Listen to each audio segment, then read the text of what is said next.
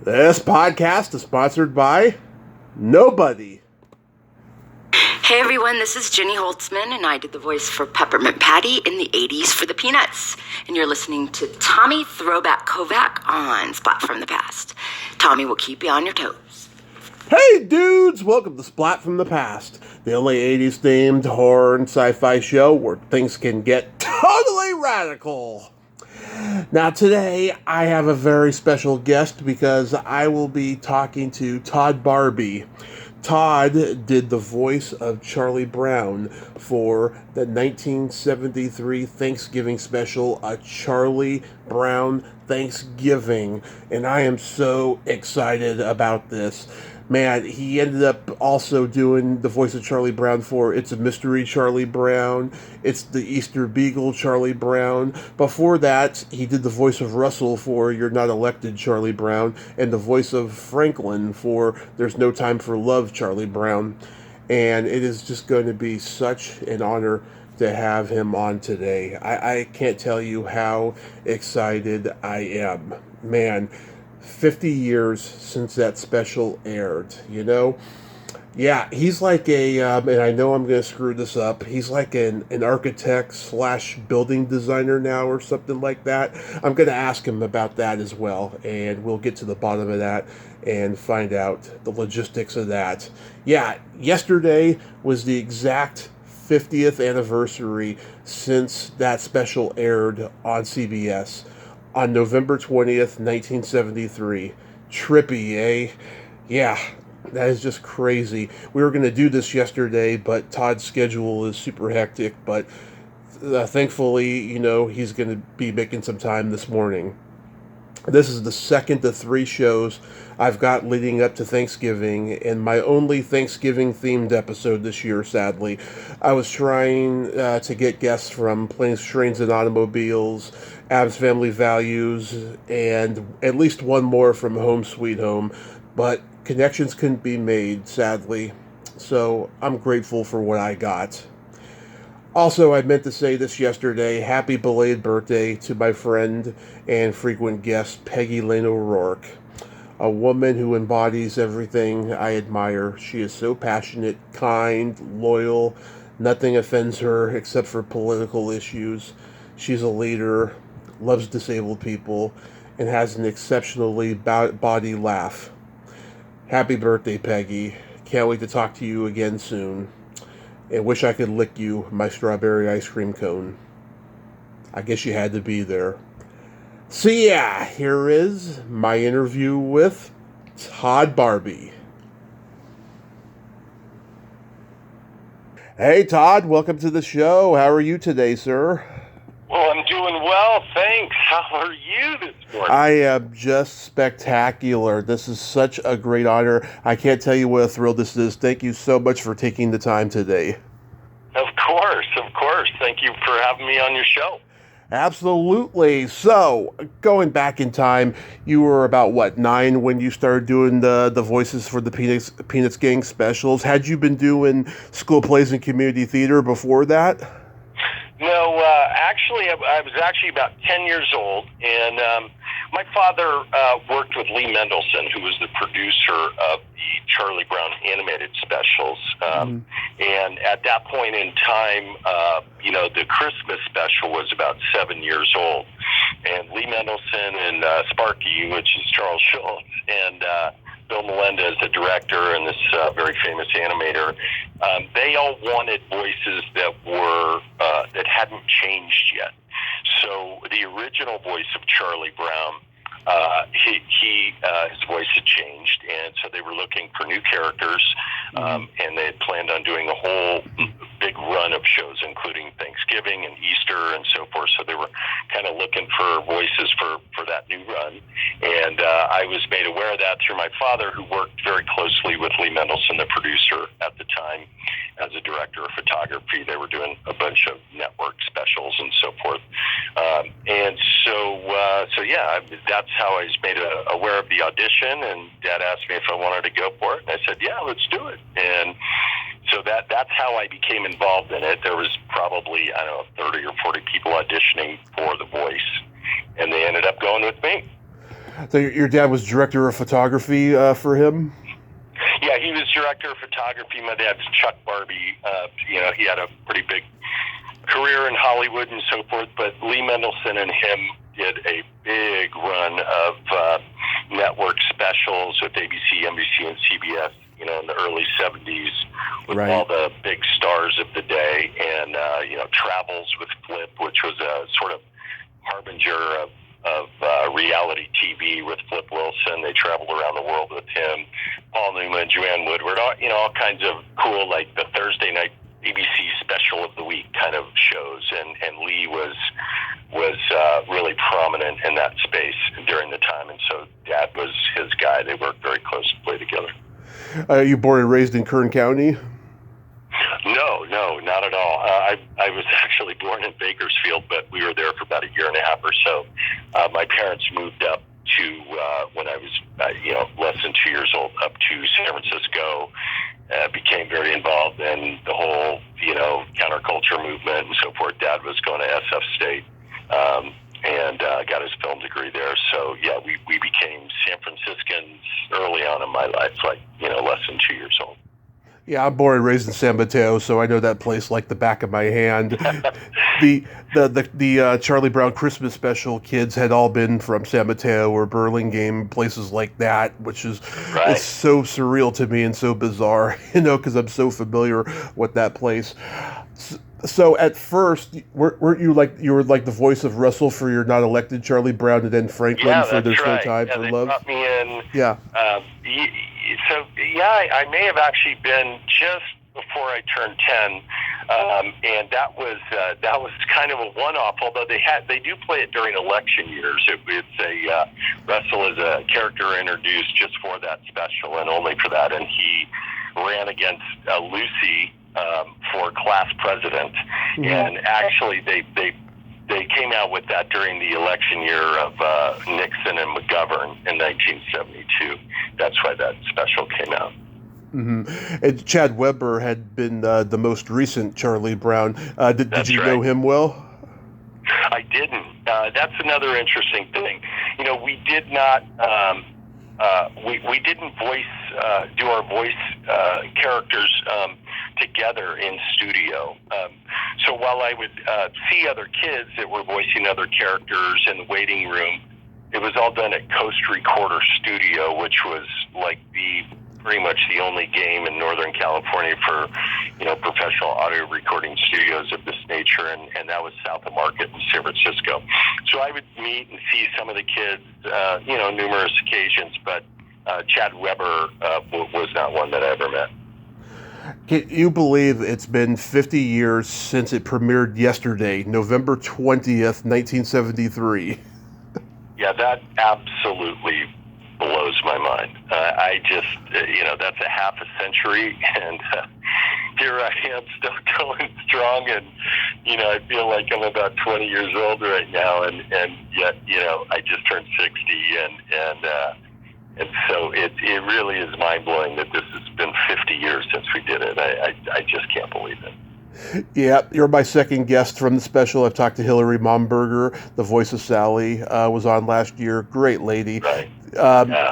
Yeah, did you know her? I did not, although occasionally some of the characters we meet at various events, like, a Comic-Con and whatever that's called, and I opened up years ago this something called Snoopy Land at Knott's Berry Farms. They had, contracted with Peanuts, and so I would go there and with some of the other characters, and we were on site with Charles Schultz and Lee Mendelson, for the grand opening of Snoopy Land and things like that. So, I occasionally see some of these characters, and many of them, were sort of in touch via Facebook and so forth, but, we all have our own lives, and this is so long ago, but I've kept in very close touch with Lucy, Robin Glazer is her current name, and she is, she was the voice of Lucy in the Thanksgiving special as well, and we actually were in high school together at Redwood High School in Larkspur, and we just did a big thing at the Schultz Museum on Saturday We signed about 350 autographs, and we're on stage at the theater there answering questions with the public. There was 125 people or more in the audience, and that was a lot of fun. Robin and I get to read the actual opening scene in front of the audience. We had practiced up a bit, but with our adult voices, it was hilarious. The audience just loved it. So we just read the opening scene where Lucy pulls a football and Charlie Brown's contemplating the entire event. That is fantastic. Yeah, I had Melanie on last year. She's such a great lady as well, and we have a very similar sense of humor, which is not politically correct, but she's great. Yeah, what did you think when you first watched the special? I mean, did you feel like you accomplished something really good? Yeah, that's an interesting question. So because of my involvement with my father, I was on set with a lot of different stars and stuff in the day. So for me, I just was never a starstruck kind of person because of my involvement with my dad and meeting all these people. And it was just sort of our normal life, during that time. And so when all of a sudden I'm the subject of, there I am in TV Guide, and which was, the if your name was in TV Guide for a special, that was a really big deal. Mm-hmm. So the people around me were, I would say much more excited about it than I was. I thought it was cool, but for instance, my grandmother just thought it was the absolute most cool thing on the planet, and and people around me were from the principal at the middle school to everybody really made a super big deal about it. For me, it was just fun, and well, yeah, it's great, but it just it wasn't a really big deal. Yeah, I watched it recently, and I'll tell you, it doesn't look dated. It holds up. The animation looks brand new, and a few years ago, I talked to the great Phil Roman, and he said something I will never forget. I asked him what he thought, about CGI animation and all that, and he said to me, "There's nothing like the magic of a brush and paint," and that brought a tear to my eye. I mean, he's a purist just as much as I am, and he's a master of his craft. Yeah, absolutely. Well, you bring up something that we actually were discussing with the audience on Saturday at the Schultz Museum, and there is something really really powerful about Schultz's work and the Peanuts specials.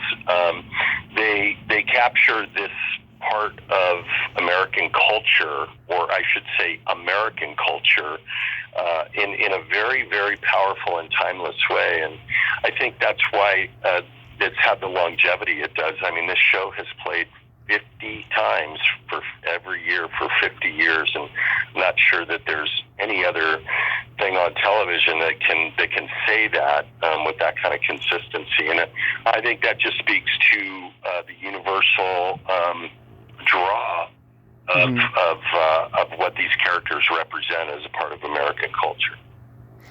Any scenes stand out that you like in the special? Well, of course, the football scene is, of all the specials that were ever done, in my opinion, the football scene is the one that is most remembered by everybody in the country, no matter what age group you're at. I hear politicians using, it's like Lucy pulling the football, when they're debating stuff in Congress. I mean, it's become like a cultural meme, a very powerful cultural meme that people reference, and it's like part of the American vernacular. It's really, really interesting. So, that scene is fantastic. That's the standout scene for sure. But there is another scene that, on a personal level, just kills me when I think about it. My grandmother, as I said, was just blown away by all this, and she, at the very end of the Thanksgiving special, they're singing over the woods and through the hills to grandmother's house we go. Yeah. And that just tickled my grandmother to no end. But at the very end, there was a new word, really a new word in the American English vernacular, which was condominium. And so that really was an invented word that I think really came on the scene in maybe the late 60s at the earliest. But at the very end, the very last line is Charlie Brown says, after they sing over the woods and through the hills to grandmother's house we go. Yeah. Charlie Brown says, but wait, my grandmother lives in a condominium. And that just absolutely slayed everybody. And of course, my grandmother got the biggest kick out of that of all. Yeah, I like that football scene as well. That's Peter Robbins' scream, right? Not yours? That is true, yeah. I was in studio, and Bill Melendez, animator, was also the director, and he would come in. We were generally alone in the sound booth with the big boom mic hanging down, sitting at a podium and reading the scripts. And Bill Melendez would occasionally come in and give us some direction. He was just a wonderful man. I have fond memories of him coming in and saying, okay, Todd, let's do this a little differently, blah, blah, blah. But they asked me to do the OG, and I did it, and it was, okay, Charlie Brown, football scene, take two, Charlie Brown, take. So after 26 takes, I remember that number because I, at that point, was absolutely sweating bullets. And finally, Bill Melendez comes in and said, don't worry, Todd, we'll get somebody else to do that. Let's move on. So that, in fact, is not my scream. I couldn't quite get it. My voice wasn't quite mature enough for the sound they were looking for. I'm pretty sure they used that scream again in Bon Voyage, Charlie Brown, and Don't Come Back, when Charlie Brown is trying to get the French bread through the bakery door, and it breaks, and I think he screams like that there, too. Oh, how funny. Yeah. I also love when Peppermint Patty's like, toast, a pretzel stick, popcorn, what blockhead cooked all of this? Right. Yeah, that's great. Yeah, there's so many great scenes. One of my favorite scenes, and I was talking about this with a guy at the question and answer thing in the audience at the Schultz Museum last Saturday. His favorite scene was when Charlie Brown and Franklin, kind of slip skin and do like a little backflip shake, and he just loved that, and the jazz is playing. It's just this cool moment where, Franklin, who's first African American, figure in Peanuts, comes in, and it's this very kind of cool, groovy little scene that happens in there that I think a lot of people, have seen and think about, but if you watch it again, it's very cool. It's funny as hell. Yeah, and that ending with Snoopy and Woodstock eating turkey, it's so Charlie Chaplin-esque with that Vincent Gilardi piano music. It's just fantastic. Yeah. The whole thing holds up. Did you get to know Charles M. Schultz at all? Well, again, through my father's work with Lee Mendelson. In fact, I met Charles Schultz many times. My dad did a lot of work with Lee, doing specials and interviews with Schultz, so Sparky is what people that knew him called him. He was just a really, really, just a really mellow and calm and sort of happy guy. And every time that I saw him, it was great. He was a genius. He was to the Peanuts gang what Matt Groening is to the Simpsons, just taking elements of his childhood and applying it to animated comedy. I mean, the man is just a true genius. So of all the specials you were a part of, which ones were your favorite?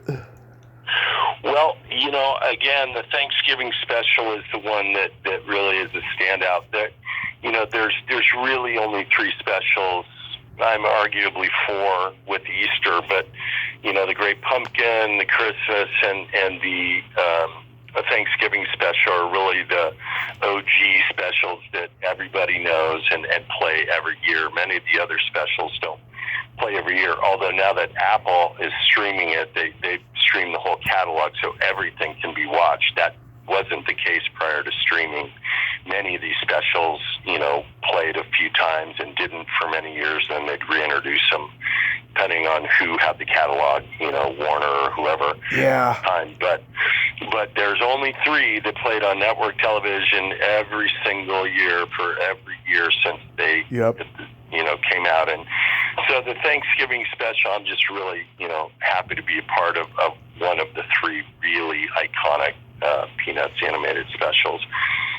The one that I did for Easter, which I also voiced Charlie Brown, is funny because Charlie Brown is really a minor character in that. It's primarily about Snoopy and Woodstock and others. And honestly, I think I have just a handful of lines in that. Whereas with the Thanksgiving special, Charlie Brown's a big focus of that. So I would have to say the Charlie Brown special is definitely the one that I like the most. Yeah, I don't even know where it's available this year because PBS didn't pick it up after they had done it in 2020 and 21 after NBC or whoever stopped playing it, which is sad, but it's out there on DVD too if people want to watch it. Now, we all know how inaccurate IMDb is. Is there any other credits you had? Because I know Melanie was in The Godfather and it wasn't mentioned on her IMDb. Yeah, not really. I kind of had this epiphany at a very early age after, we were talking about, people's reactions, or I was talking about people's reactions to me being the voice of Charlie Brown. But there was something that became really unappealing about that to me because people came out of the woodwork that didn't know me and, were kind of elevating me in this way that, I had a really great life, and by that time we lived in Mill Valley, California, and, building tree forts and running around with my buddies on our, Schwinn Stinger bikes, and we just, we were having a gas growing up, and, I was Ann Brebner's agency was my agent, and there was some flights down to LA and talked about looking at some sitcoms and other things. I cast in other things. I did some commercials and other things, but I just finally, when I was about 13, I went to my parents and I just maybe even 12, and I said, I was 12. I just said, I don't think I want to do this anymore, and I'm just want to be in school and hang out with my buddy Troy, who's still my best friend to this day, and and so they said, that's fine, honey, whatever you want to do. So that sort of was the end of moving into the Hollywood scene or doing other acting gigs or whatever for me. It was really a conscious decision as a 12-year-old. Now, what is it exactly you're doing now? Is it building design? So I'm a designer. I sort of am a multidisciplinary designer. I've been working in Northern California for many, many years. And I got really fortunate to work with some very high-profile people, including this one man, Gerard Howland, in the mid-'90s, who was the set designer at the San Francisco Opera and started a company called the Floating Company in Sausalito. And I became his right-hand guy and a design guy, and we did some very spectacular and large-scale projects, including the Rolling Stones' Bridges to Babylon World Tour. Gerard designed the set for that, and I was, again, his right-hand guy on the design end. And we also designed the Coke bottle and the mitt on what was formerly Pac Bell Park when it was built. That was a really exciting project for us. We designed that whole thing and the slide and everything that's associated with it, the mini ballpark. Worked with some top-notch engineers and fabricators and stuff to design and have that installed. And I've been involved in a lot of projects, but the current one is maybe arguably the most exciting.